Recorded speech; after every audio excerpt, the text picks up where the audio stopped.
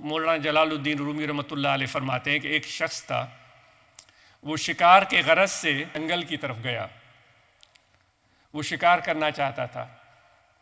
لوگ شروع کے زمانے میں کام بھی کرتے تھے، پھر پیٹ بھرنے کے لیے شکار کرتے تھے۔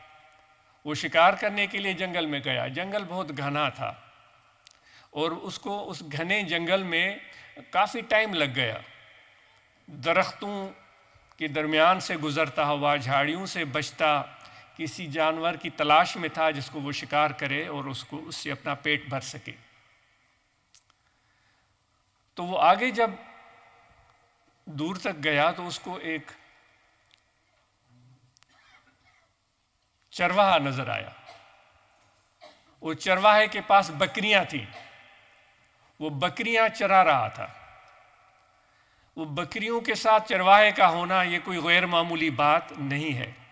غیر معمولی بات تب بنی کہ جب اسے نظر آیا کہ اس غول میں صرف بکریاں نہیں تھی، ایک شیر بھی تھا، اور وہ شیر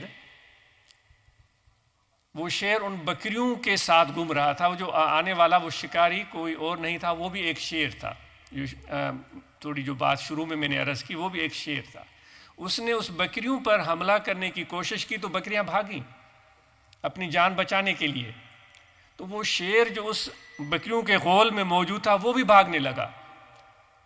تو یہ جو شیر ان بکریوں کو پھاڑنا چاہتا تھا، شکار کرنا چاہ رہا تھا، تو اپنے جیسے شیر کو دیکھ کر کہ وہ بھی بکریوں کی طرح ڈرپوک اور بزدل بن کر بھاگ رہا ہے، تو اس کو حیرت ہوئی کہ شیر کی یہ وصف نہیں ہے کہ ڈر کر بھاگے۔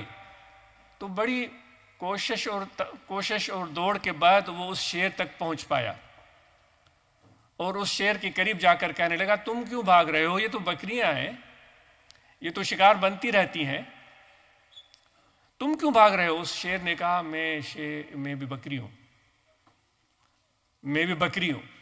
شیر نے کہا کہ تم کیسے بکری ہو؟ کیونکہ وہ صرف بکری کو ہی دیکھ رہا تھا۔ اس نے کہا، انہی کی طرح میرے 4 پاؤں ہیں، انہی کی طرح میرے 2 کان بھی ہیں، میں بھی انہی کی طرح رہتا ہوں، انہی کی طرف پھرتا ہوں، انہی کی طرح بھاگتا ہوں، میں بکری ہوں۔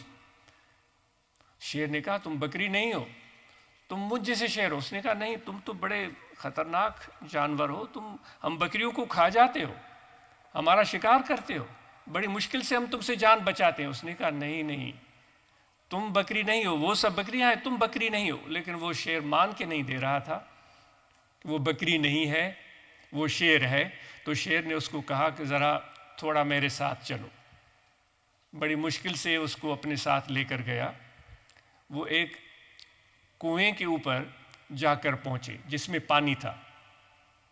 وہ شیر آگے بڑھا، اس کو کہا کہ سامنے پانی میں نظر کرو، مجھے دیکھو، میرا عکس دیکھو۔ اس نے عکس دیکھا، مجھے بھی دیکھا ہے، میرا عکس بھی دیکھا ہے۔ اس نے کہا، میں نے دیکھا، بالکل سیم ہے، جس طرح تمہاری بڑے بڑے بال ہیں چہرے کے آس پاس، تمہارے کان ہیں اور تمہارے بڑے بڑے دانت ہیں اور بڑی بڑی چمکتی ہوئی آنکھیں، وہ نظر آ رہی ہیں پانی میں، بالکل۔ اس نے کہا، اب تم آگے بڑھو، تم اس طرح اپنے آپ کو اس پانی کے سامنے لے آؤ۔ تو وہ آگے بڑھا۔ جب اس نے پانی میں نظر کی تو بالکل وہ جو سامنے شیر کھڑا تھا اس جیسی شکل نظر آ رہی تھی اس کو، اس جیسے چہرے پہ لمبے لمبے بال اور اسی طرح اس کے لمبے لمبے دانت اور چمکتی ہوئی آنکھیں اور گھومتے ہوئے کان۔ تو وہ بڑا حیران ہوا۔ اس نے کہا، واقعی یہ تو بکریوں سے بالکل میں مختلف ہوں۔ تو اس نے کہا، یہی تو میں تمہیں بات بتانا چاہ رہا تھا، آؤ میرے ساتھ۔ پھر اس کو لے کر کے آیا جنگل میں، سامنے کوئی ہرن کھڑا تھا۔ اس نے کہا، اب مجھے دیکھو میں کیا کرتا ہوں۔ وہ شیر نے بڑی سی انگڑائی لی اور بہت سا زور اور طاقت اور توانائی اپنے بدن کے اندر پیدا کی اور آواز نکالی اور جمپ لگایا، اپنے دم کو ہلایا اور پنجوں سے شیر اس ہرن کی طرف بھاگا تو وہ اس ہرن کو شکار کر چکا تھا۔ وہ شکار تو کیا ہوتا، وہ اس کے ڈر سے خود بخود گر گیا۔ تو اس نے کہا، اب تمہاری باری ہے۔ یہ کتنا مرحلے وہ اس کو طے کرا رہا ہے۔ پھر دوبارہ اس کو کسی جانور کے سامنے لے گیا، اس کو کہا، تم بھی اسی طرح کرو۔ اس نے اسی طرح کیا، اپنی طاقت کو، توانائی کو جمع کیا، اپنے دم کو ہلایا، اپنے آواز کو جگایا، زوردار دھاڑ نکالی، اور جب اس نے شکار کیا تو وہ سارے جانور جنگل میں ایک ہاہاکار مچ گئی، جنگل گونجنے لگا۔ اس نے کہا اچھا یہ میری آواز ہے جو پورے جنگل جس سے گونج رہا ہے؟ پرندے اڑنے لگے، مور بھاگنے لگے، جانور بھاگنے لگے، وہ بکریاں کہیں گئیں، وہ چرواہا کہیں چلا گیا۔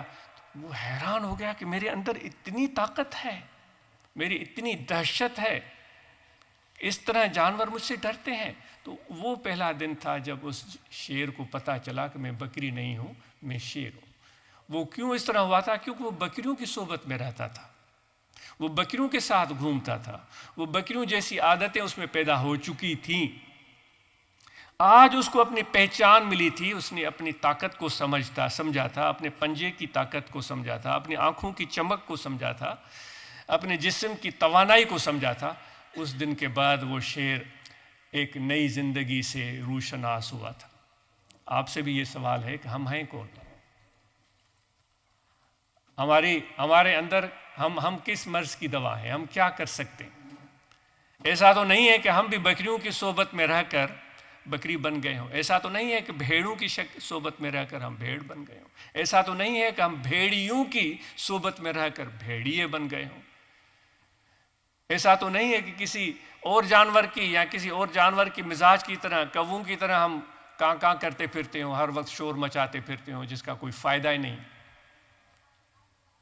تو ہمیں انسان بننے کے لیے ضرورت ہے اس چیز کی کہ اپنی حقیقت کو پہچانیں، ہمارے اندر جو صلاحیتیں ان کو سمجھنے کی ہم کوشش کریں، کیونکہ علم جو ہے وہ علم اندھوں کا ساتھی نہیں ہے۔ اگر ہم اپنے آپ کو نہیں پہچانتے تو پھر ہم اندھے ہیں۔ دنیا کی چیزیں نظر آتی ہیں، رنگینیاں نظر آتی ہیں، لیکن اپنے آپ کو ہم نہیں پہچان پاتے، تو پھر ہم اندھے ہیں۔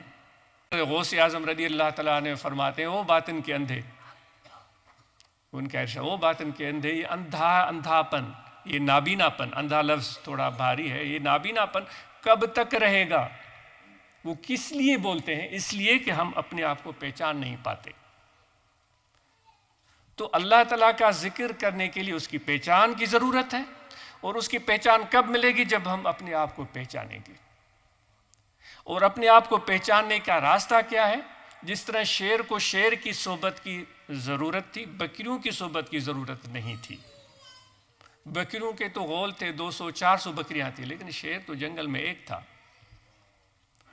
وہ سمجھتا تھا کہ یہ 200-400 بکریاں ہیں تو بڑی میرے لیے اچھی صحبت ہے، میں محفوظ ہوں اور میں خوش ہوں۔ لیکن وہ بکریاں تو 200-400 تھیں، لیکن اتنی ڈرپوک تھیں کہ ذرا سا کوئی کہیں سے کوئی درخت میں آواز ہوتا تو وہ ڈر کر بھاگ جاتی، کوئی ان کو ڈنڈا دکھاتا وہ ڈر کر بھاگ جاتی۔ لیکن شیر تو وہ چیز ہے، وہ کسی ڈنڈے سے نہیں ڈرتا، کسی جانور سے نہیں ڈرتا، حتیٰ کہ اگر کوئی اس پر کوئی تلوار بھی چلانا چاہے، گولی بھی مارنا چاہے تو شیر پیچھے نہیں ہٹتا، وہ اس کی طرف بڑھتا۔ تو یہ ہے اس کی حقیقت۔ تو اپنے آپ کو پہچاننے کے لیے ایسا ذکر جو ہم کرنا چاہ رہے ہیں، در حقیقت اپنے آپ کو پہچاننے کی ہم کوشش کرتے ہیں۔